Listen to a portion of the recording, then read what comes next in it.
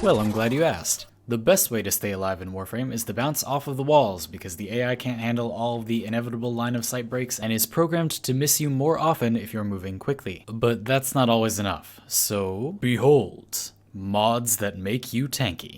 Let's start with shields. Then we'll talk about health, armor, and quick thinking effects and rage effects. It's gonna be a very verbal video, so let's get comfy. So, for the most part, shields are an early game mechanic. Shields aren't affected by armor or healing, which is why they're usually worse than health even though they regenerate out of combat. If you can get out of combat and get them back, you have no problem in the first place, so shields aren't going to save you when it counts most of the time. However, this is Warframe and nothing is sacred. Trinity's Blessing and Link can reduce damage dealt to shields, and Blessing even restores them. Mesa's Shatter Shield also grants its damage reduction to shields as well as health, and Gara's Splinter Storm affects shields and can also be given to others. But this doesn't mean it's time to take out your redirection, because there's another, surprisingly often easier way to get lots of shields.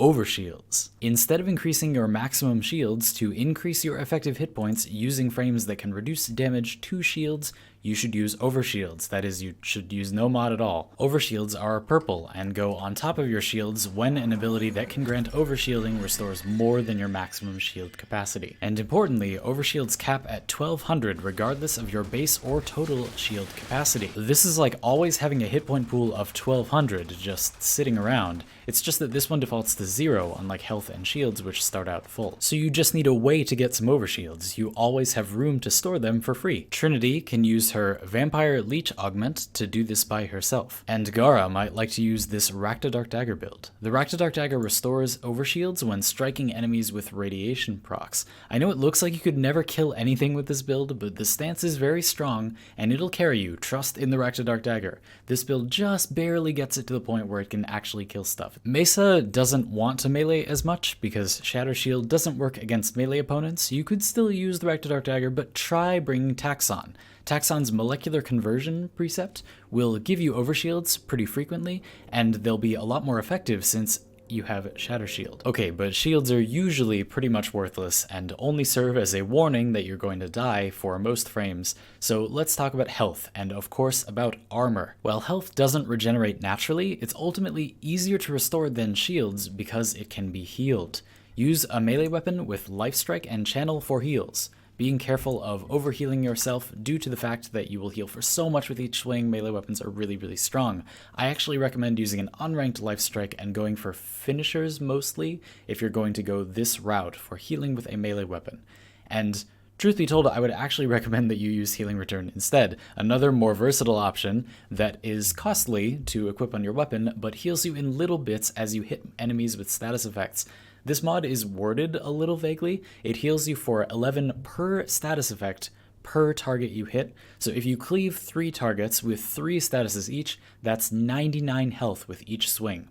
Use with reasonable attack speed and range. You can also trigger Healing Return with quick melee and even with exalted weapons, making it a even more versatile option. And then there are healing guns. The big ones are the Hema and the Furus. The Hema innately lifesteals on headshots, so I use Guided Ordnance to increase its accuracy and run this type of build with a little bit of fire rate, and the Furus has an augment that gives it lifesteal, and also has a very high Riven disposition, so you may wish to increase that lifestealing damage using a Riven. As you may have noticed, I build both weapons for corrosive status procs to help them out with armor. Since they heal for a % of the damage they deal, that healing is going to suck if the enemy is reducing your damage by a lot. And now a lot of people rave about using syndicate powers that restore health as healing batteries, but these won't be enough on their own for a build that's relying on healing.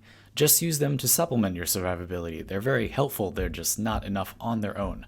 However, since these effects restore a percentage of your maximum health, these Syndicate Power Radial Explosion effects, they are of particular value on Inaros with his incredibly high natural maximum health pool. Mediray is also of particularly high value on Inaros, and so is Arcane Grace if you have it. Of course, lots of Warframe abilities heal too, you can figure that out for yourself. Let's get into armor. Applying to health and quick thinking effects, more on those later, armor gives you damage reduction. It has diminishing returns, meaning that the more of it you have, the less each point is worth. 100 armor at 0 armor gives you more damage reduction per point than that 100 armor would give at 1000 armor.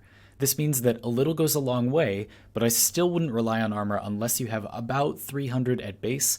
That's the threshold I'd consider steel fiber at, or a very good way to get more of it, like Arcane Guardian. Flat armor, that is, armor gained that is not affected by your base armor, is a complete game changer. It's not funny how many frames would like a set of Arcane Guardian.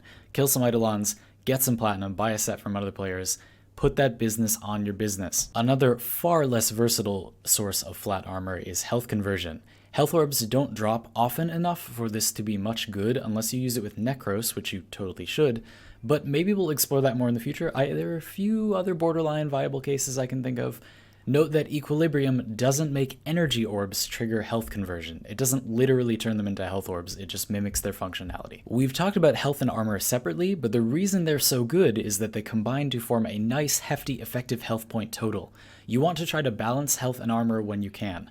Health is much better the more armor you have, since armor increases how much damage your health can take, and armor is better the more health you have, since it has more points of health to apply its damage reduction to. On top of an effective healing source, this can make you nearly impossible to kill in normal gameplay. And that brings us to quick thinking effects and rage effects. So this package can turn your energy into hit points. Where shields and overshields were niche and health and armor take some investment, these effects are just to be used very carefully. So as I describe this way to survive, keep in mind that there's a catch. Starting with quick thinking and its weaker, cheaper alternative, Gladiator Finesse, we have an effect that will save you from death if you have energy. It'll drain the energy to offset the damage you take at the stated rate, so quick thinking is much better than Gladiator Finesse and they stack additively.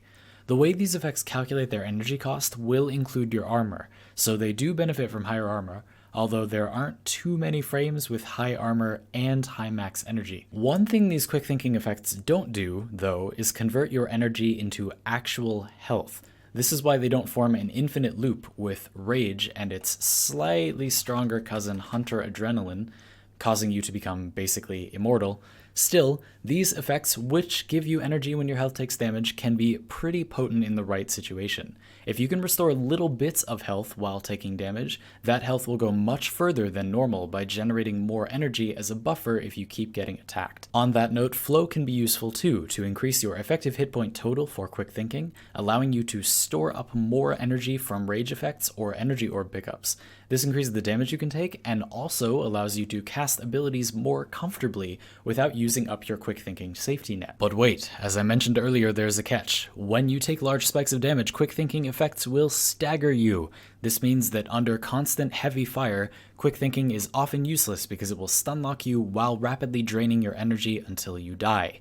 To get real benefit from it, you need to either prevent the stagger or make direct combat unlikely. The first can be accomplished with Nova, whose Null Star completely prevents quick thinking effect staggers and also provides damage reduction. Nova also has a great energy pool, making her an ideal candidate for quick thinking and flow, and resulting in an extremely tanky caster frame. Sang out of sustained fire is best accomplished by layers of debilitating crowd control.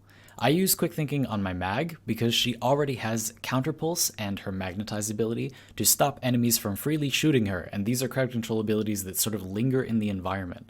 When these abilities are in the environment, it's unlikely that I'll take many consecutive hits.